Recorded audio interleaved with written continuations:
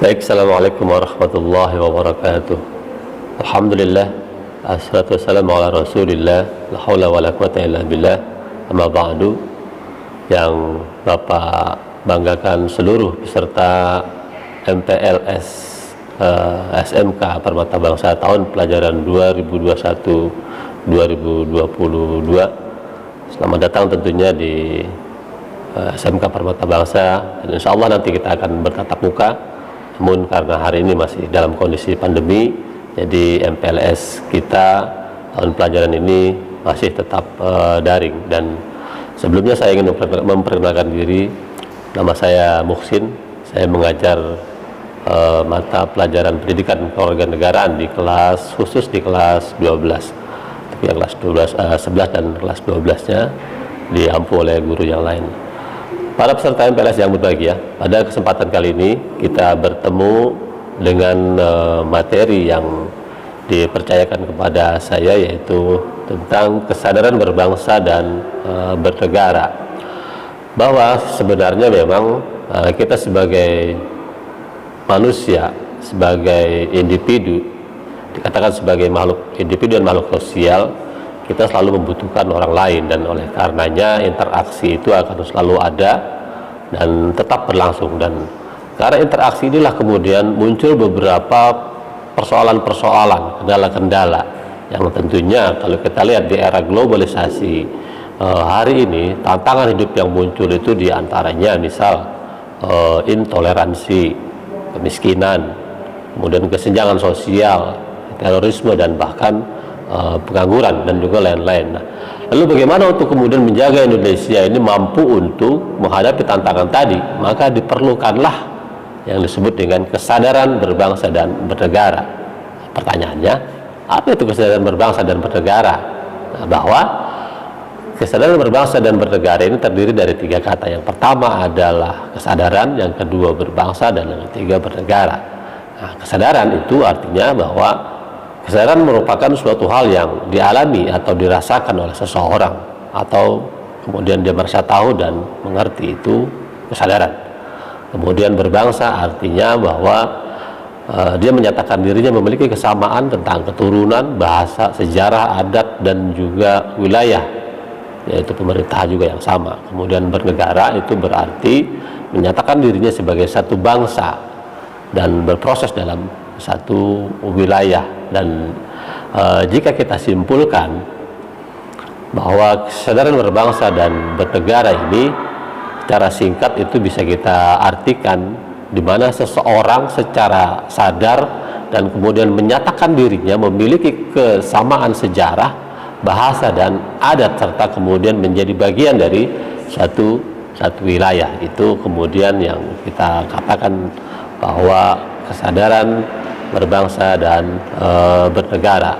Dan tadi memang ketika kita lihat bahwa manusia itu adalah sebagai makhluk individu dan juga makhluk sosial yang tentunya kita tidak bisa hidup secara sendiri, secara mandiri, ada kecuali yaitu orang utan yang kita kenal dengan Tarzan. Itu kemudian barulah ada. Dan Tarzan sekalipun tidak bisa hidup sendiri tentunya, dia harus juga berinteraksi dengan dunia-dunia lainnya, maksudnya dengan makhluk yang ada di sekitarnya. Apalagi kita manusia yang memang hidup harus berdampingan dengan sesamanya. Nah, maka akan muncullah persoalan-persoalan tadi, yaitu diantara intoleransi, kemudian kemiskinan, pengangguran, kejahatan, dan lain sebagainya. Nah, ini perlu kemudian dibuat sesuatu aturan atau tatanan hidup. Apa fungsi dari tatanan hidup atau aturan itu? Untuk menjaga keseimbangan, menjaga kenyamanan, ketertiban dalam sebuah masyarakat. Contoh kecil saja misalnya peraturan dalam rumah tangga, ya, dalam keluarga, bahwa setiap hari kita kemudian diajarkan oleh orang tua untuk selalu bangun pagi, kemudian membantu apa yang bisa kita kerjakan, misalnya mencuci piring, menyapu halaman, bersih-bersih kamar, dan sebagainya. Itu merupakan bagian tak terpisahkan dari aturan yang sudah dibuat oleh ayah dan ibu. Dan tentunya ketika kita tidak taati itu, ya tentunya kita sudah dikatakan melanggar peraturan. Pasti akan ada sanksi dari orang tua. Itu contoh kecil dari peraturan yang ada di tingkat keluarga. Kemudian di lingkungan sekolah sekalipun, kalau di SMK Permata Bangsa itu diantaranya bahwa tidak dibenarkan siswa itu berambut gondrong untuk laki-laki. Kalau perempuan boleh, ya. Kalau perempuan nggak boleh, justru botak misalnya. Kalau laki-laki itu tidak dibenarkan kita berambut panjang, apalagi sampai dicat, diwarnain. Nah itu ya, itu salah satu peraturan yang ada di sekolah. Atau misalnya wanita boleh saja dia bersolek, tetapi tidak berlebihan. Tidak misalnya mata dibiru-biruin, bibir dimerah-merahin, pipi diijo-ijoin misalnya begitu, ya.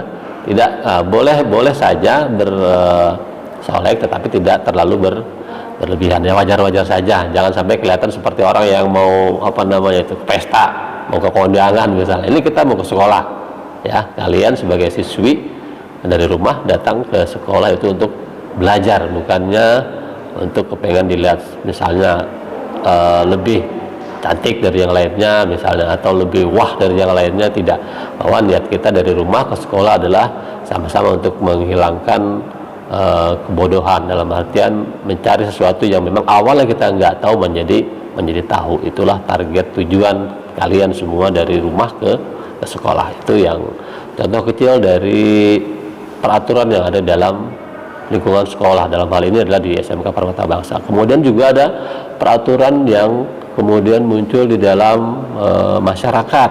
Nah, misalnya tidak boleh mencuri. Orang yang melakukan pencurian itu kemudian akan mendapatkan sanksi jika memang tertangkap, ya. Tidak tertangkap sekalipun, nah sudah ada sanksi moral, apalagi tertangkap, itu akan mendapatkan sanksi pidana. Atau misalnya berkata kasar, saat kita di masyarakat kita biasa berkata-kata kasar, segala macam hewan keluar, maka beberapa kawan yang tidak respect dengan hal itu pun akan sanksi moralnya adalah akan menjauhi kalian. Kita akan dijauhi. Kenapa? Kemudian muncul peraturan, yaitu tadi untuk menjaga ketertiban, kenyamanan dan keamanan dalam pergaulan sosial. Nah, dari beberapa peraturan-peraturan itulah kemudian akan memunculkan ketertiban, kenyamanan dalam kehidupan sehari-hari. Nah, ini juga menjadi bagian kecil dari bahwa kita dinyatakan sudah di dalam kesadaran di dalam berbangsa dan bernegara, itu dari perspektif lingkup kecil, ya, keluarga, kemudian masyarakat, dan juga dalam lingkup sekolah. Dan kata kuncinya adalah bahwa hanya satu, yaitu tentang ketaatan dan kepatuhan terhadap sebuah peraturan. Ketika kemudian kita sudah bisa mengaplikasikan itu dalam kehidupan sehari-hari, maka secara tidak langsung kita semuanya sudah mendekati kesadaran terhadap berbangsa dan bernegara. Anak-anak yang berbahagia, saya kira ini sebagai penyampaian kecil tentang kesadaran terhadap berbangsa dan bernegara. Nanti bisa kita kupas lagi di kelas saat kita tatap muka, karena ini akan sangat luas, yaitu tentang, kita belum bahas tentang apa itu negara, apa itu syarat-syaratnya negara, kemudian berbangsa, hak dan kewajiban, kemudian nasionalisme dan patriotisme. Nanti kita akan kupas itu saat kita insya Allah bisa bertatap muka di tahun pelajaran ini. Mudah-mudahan, walaupun kalau memang tidak bisa, ya nanti penyampaian hal itu akan kita bahas lagi di pertemuan saat kegiatan belajar mengajar sudah mulai aktif. Baik, saya kira itu yang bisa Bapak sampaikan. Kurang lebihnya mohon maaf. Bila taufiq wal hidayah. Assalamualaikum warahmatullahi wabarakatuh.